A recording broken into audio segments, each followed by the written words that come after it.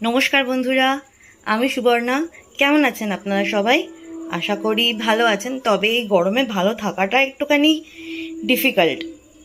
তো আজকে আমরা তো প্রায় রেগুলারই কেউ কেউ মাছ মাংস বা ডিম খেয়ে থাকি, যে যেটা প্রেফার করেন। তো আমি আজকে একটু অন্য ধরনের একটা রেসিপি বানাবো। এটা পনির না, এটা হচ্ছে টোফু।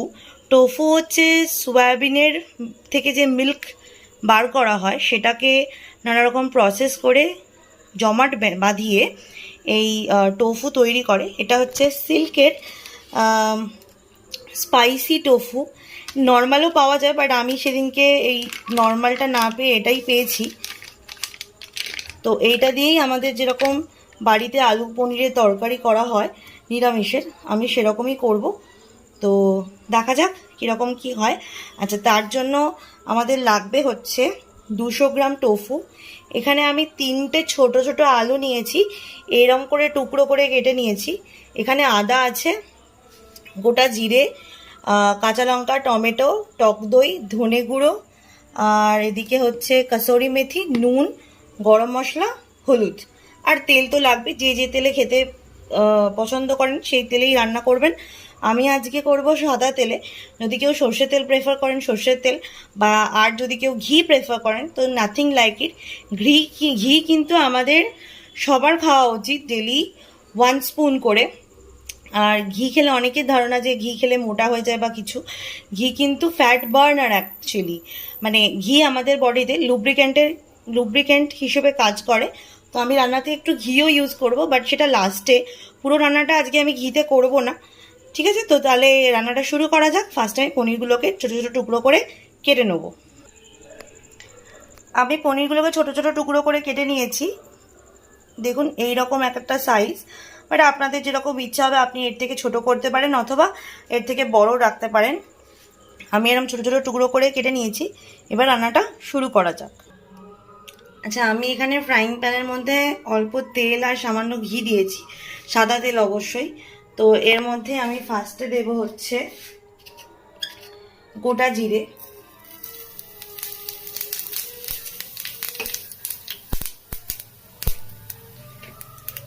আচ্ছা, এরপর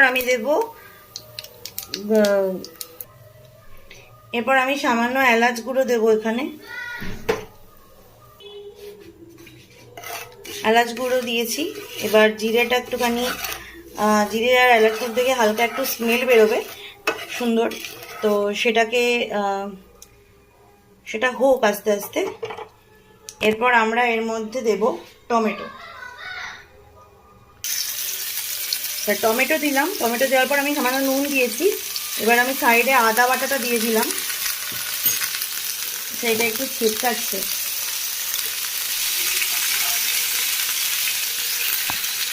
একটুখানি আমি চাপা দিয়ে রাখি, হয়তো প্রচণ্ড পরিমাণে ছিটকাবে। এবার এর মধ্যে আমি 2টো কাঁচা লঙ্কা দিয়ে দেবো, চেরা কাঁচা লঙ্কা। অবশ্যই চিড়ে দেবেন, নাহলে কিন্তু কাঁচা লঙ্কা ফাটতে পারে। আচ্ছা, টমেটোটার মধ্যে নুন দেওয়ার কারণ হচ্ছে টমেটোটাকে কিন্তু নুনটা গলিয়ে দেবে। এরপর আমি এর মধ্যে কেটে রাখা আলুটা দিয়ে দেবো। কেটে রাখা আলুটা সেদ্ধ করেও দিতে পারেন, বাট আমার এখন টাইম ছিল না বলে আমি একবারে ফ্রাইং প্যানের মধ্যে দিয়ে দিলাম। আচ্ছা, টোফু কিন্তু খুব হেলদি একটা অপশন। যাদের ল্যাকটোজ ইনটলারেন্স বা যারা পনির খান না, পছন্দ করেন না, তারা কিন্তু এইভাবে দিতে পারেন। আচ্ছা, আর অনেক বাচ্চাই এরকম আছে যারা পনির খেতে পছন্দ করে না। ইনিশিয়ালি আমার ছেলেও পছন্দ করতো না, বাট এখনও খায় পনির বা টোফু। বাট যে টাইমটাতে ও পছন্দ করতো না, সেটার জন্য আমি একটা আলাদা খাবার বানাতাম ওর জন্য, পনির দিয়ে, ভেজিটেবলস দিয়ে। সেইটা আমি আরেকদিন শেয়ার করব আপনাদের সাথে। খুব ইজি একটা রেসিপি, বাট খুব হেলদি। আচ্ছা, এই আলুটাতে এবার আমি ঢাকা দিয়ে দেবো। এটা একটুখানি ভাপে হোক, আলুটা সেদ্ধ হয়ে যাক, তারপর সমস্ত মশলাগুলো দিয়ে আবার কষাবো। আলুটা একটু ভাজা ভাজা হয়ে গেছে, জাস্ট সামান্য একদম হালকা একটু হয়তো কালার ধরেছে। এইবার যে টক দইটা আমার ফেটিয়ে রাখা ছিল, সেটার মধ্যে আমি হলুদ দিয়েছি, জিরে গুঁড়ো দিয়েছি, একটু গরম মশলা গুঁড়ো দিয়েছি, সামান্য নুন দিয়েছি, আর কাসুরি মেথি অবশ্য পরে দেবো। তো এই পেস্ট, এই যে মিক্সচারটা বানিয়ে রাখলাম, এটাকে আমি এর মধ্যে এখন ঢেলে দেবো। বাট অবশ্যই গ্যাস কিন্তু সিমে থাকবে অল দ্য টাইম যখন দই রান্নায় দেবেন, নয়তো কিন্তু দইটা গার্গল করে যাবে। আর যদি সিম করে হ্যান্ডেল করতে না পারেন, তো তার জন্য কিন্তু গ্যাসটাকে সেই টাইমের জন্য বন্ধ করে দিতে পারেন, যাতে দইটা ছানা কেটে না যায়। নাহলে কিন্তু দেখতে খুব খারাপ লাগবে এবং খেতেও খুব একটা সুস্বাদু হবে না। ঠিক আছে, এবার বাটিটা ধোয়া জলটা আমি এর মধ্যে অ্যাড করব। এবার এটাকে একটুখানি মিক্স করে নেবো যাতে দইটা ফেটে না যায়। এটা কিন্তু কমানোই থাকবে গ্যাসটা, কোনোভাবেই কিন্তু গ্যাসের ফ্লেম বাড়ানো যাবে না। তো সাইড থেকে হালকা হালকা তেল ছাড়ছে। তো এবার এটাকে আমি এখন ঢাকা দিয়ে রেখে দেবো, আলুটা সেদ্ধ হোক। সেদ্ধ হওয়ার পর তারপর আমি টোফুটা অ্যাড করব। এটাকে ঢাকা দিয়ে দিই। গ্যাস কিন্তু আমার সিমেই আছে, আমি কিন্তু গ্যাস বাড়াইনি। আলু কিন্তু একটুখানি হালকা সেদ্ধ হয়ে এসছে, ওপরের দিকে একটুখানি স্ক্র্যাচ করা যায়। তো আমি তাই জন্য টোফুটাকে অ্যাড করে দিয়েছি। এবার এটাও একটুখানি হবে, কারণ টোফুতে না একটা হালকা স্মেল থাকে, যাতে সেই স্মেলটা চলে যায়। তো আমি এই জন্য গ্রেভিটার মধ্যেই দিয়ে দিলাম। এবার দেখা যাক। আচ্ছা, অনেকের টোফু কিন্তু ভালো নাও লাগতে পারে, সেক্ষেত্রে কিন্তু তারা একটু আগে ভেজে নিতে পারেন, ঠিক আছে? বা ভেজে নেওয়ার পর একটুখানি গরম জলের মধ্যে একটুখানি এলাচ গুঁড়ো দিয়ে টোফুটাকে একটুখানি সোক করতে দিতে পারেন। আশা করা যায় যে স্মেলটা থাকে সয়াবিনসের, সেটা আর থাকবে না, তখন টোফুটা কিন্তু খেতে খুব ভালো লাগবে। আবারও আমি এটার মধ্যে ঢাকা দিয়ে দেবো, এটা ততক্ষণ হোক। আর একটু আমি একটু জল দিয়ে দেবো এর মধ্যে। আমি এর মধ্যে জল দিয়ে দিলাম। এবার গ্যাসটা আমি বাড়াবো, হাই ফ্লেমে করলাম। করার পর এটাকে একটুখানি ফুটতে দেবো ঢাকা দিয়ে, তারপর আবার সিমে করে দেবো।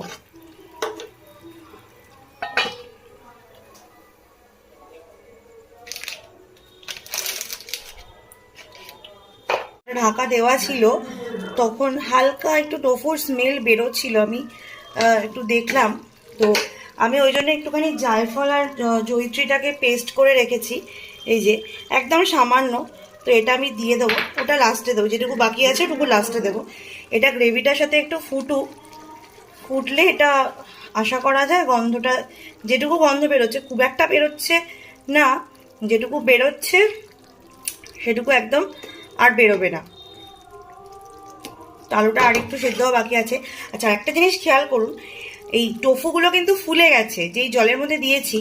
ফলে যদি কেউ ছোট সাইজের কেটে ফেলে, ভাবেন যে না ছোট হয়ে গেল বাবা, লোকজন খাবে, অসুবিধে হবে, তো তাদের কিন্তু বলবো যে কোনো অসুবিধার ব্যাপারই নেই। এটা যেহেতু মানে কি বলবো, ছানারই টাইপের, বাট সেটা সোয়া মিল্কের। আমরা সবাই জানি রসগোল্লা যখন রসের মধ্যে দিই তখন ফুলে যায়, তো এটাও তো সেই গ্রুপেরই পড়ছে, বাট এটা অ্যানিমাল মিল্ক না, সোয়া মিল্কের, প্লান্ট বেসড মিল্কের। তো এটাও কিন্তু ফুলে গেছে, এবং ফুলে গেলে এটা খুব নরম হয়ে যায় একদম। বাট হ্যাঁ, ওভার কুক করবেন না, মানে একদম ভেজে তারপর এটার মধ্যে দিয়ে করবেন না। আর যারা টোফুটা ফার্স্টে ভেজে গরম জলে সোক করে রাখবেন, তাদের কিন্তু এই আগে থেকে গ্রেভির মধ্যে দিয়ে দেওয়ার কোনো দরকার নেই। তখন এই গরম জলে দিলেই অটোমেটিক্যালি টোফুটা ফুলে যাবে। এবার দেখা যাক ঢাকাটা খুলে কি অবস্থা। আলু মোটামুটি সেদ্ধ হয়ে গেছে। তো তারপর আমি যেটুকু জায়ফল জয়িত্রীর পেস্টটা বাকি ছিল সেটা আমি ঢেলে দেবো। ঢেলে দিয়ে আমাদের একটু ঝোল ঝোল খাওয়া হবে, আজকে রুটি দিয়ে খাবো যেহেতু। তো এবার এটাকে হালকা একটু নাড়িয়ে নিয়ে আমি গ্যাসটা বন্ধ করে দেবো, দিয়ে এটাকে ঢাকা দিয়ে রেখে দেবো, কিছুক্ষণ স্ট্যান্ডিং টাইম দেবো, তারপর সার্ভ করে দেবো। তো আজকের জন্য সবাই টাটা, সবাই খুব ভালো থাকুন, সুস্থ থাকুন, টেক কেয়ার।